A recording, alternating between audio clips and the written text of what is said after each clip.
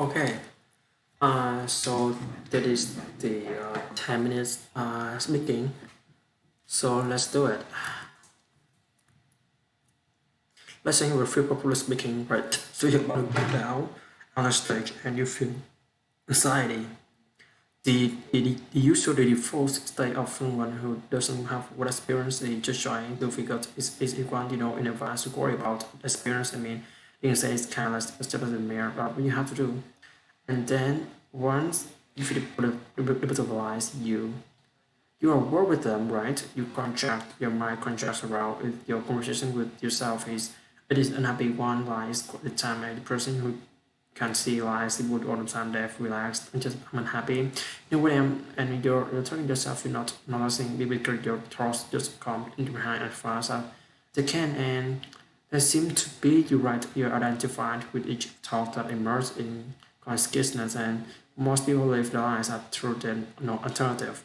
We're not given a rule book for how to operate human mind, right? So there's no place in normal where it's even indicated there's an alternative which we kind of stumble into that those more or less assuming that we will always have the minds that we have and that really there's the only thing they can do to upgrade our format is to just add new content and now we can read books we can develop interest but there's nothing at the sort of level of our emotion cognitive eye that can change.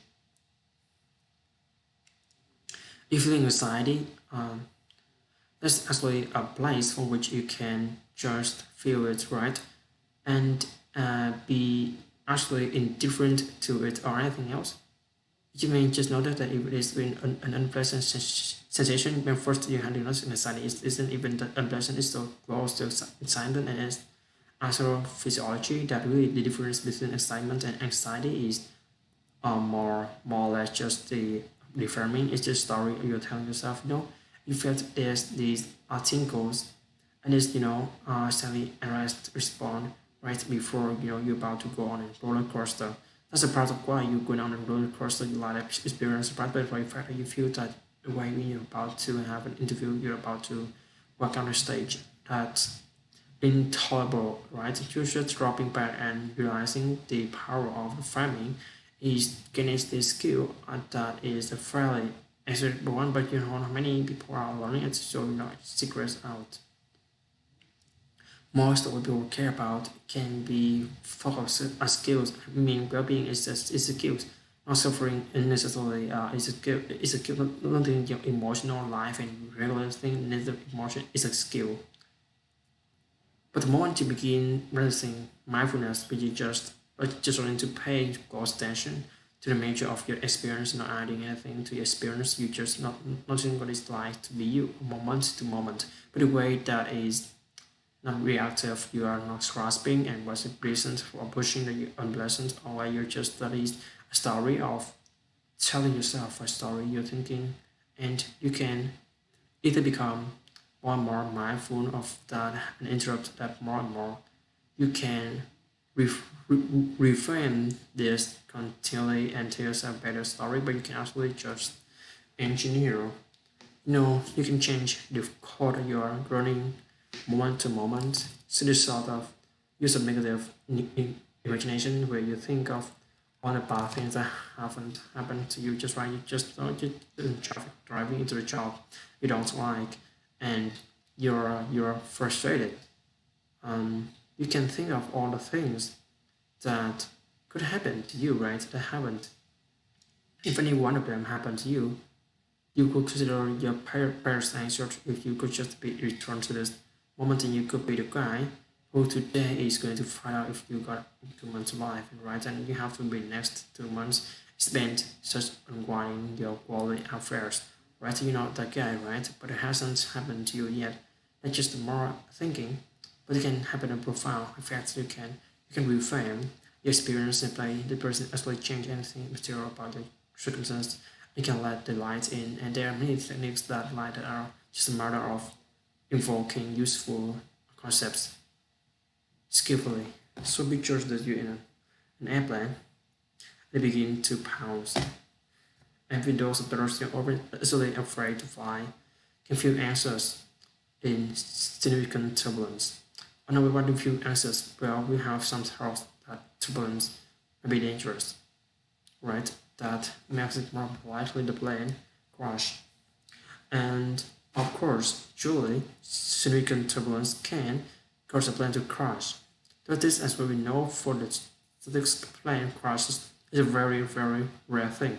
So now, unless you're in that rare and horrible experience of being actually thrown around the cabin so to get injured, it's really likely that the bouncing is not physically painful, or at least you're not being harmed by this sensation, and in other contexts you just subject yourself to even more violent bouncing and you're not being worried about, or you might go to on some brand and amusement part which exerts greater force on your bodily, and you do it because you're seeking the experience out.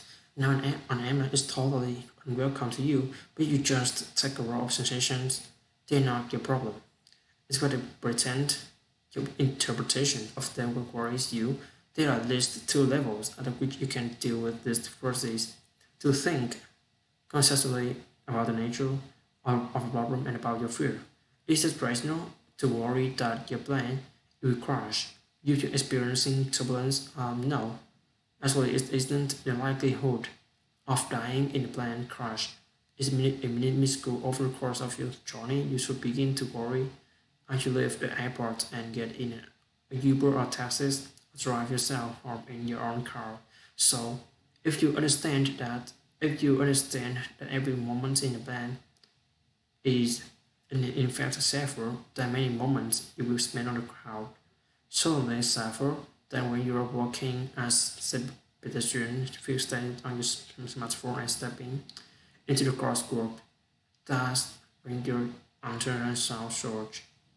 Those are the moments where the switch should begin beating off on your forehead. So when you're in the plane, it just begin to pause. Is it in fact unreasonable to worry that pausing means much than anything? Because you understand that actually it can have an effect. You can become willing to could just experience the raw sensations of turbulence. Then you can cease to interpret the experience as a sign of actual danger. Another level which you can address is that there's totally compatible moves and recommend both of them is to become mindful of feeling anxiety itself. What is it? What is it? What does it mean? But it's just sensation. It's just a pattern of energy in your body, and it actually doesn't mean anything.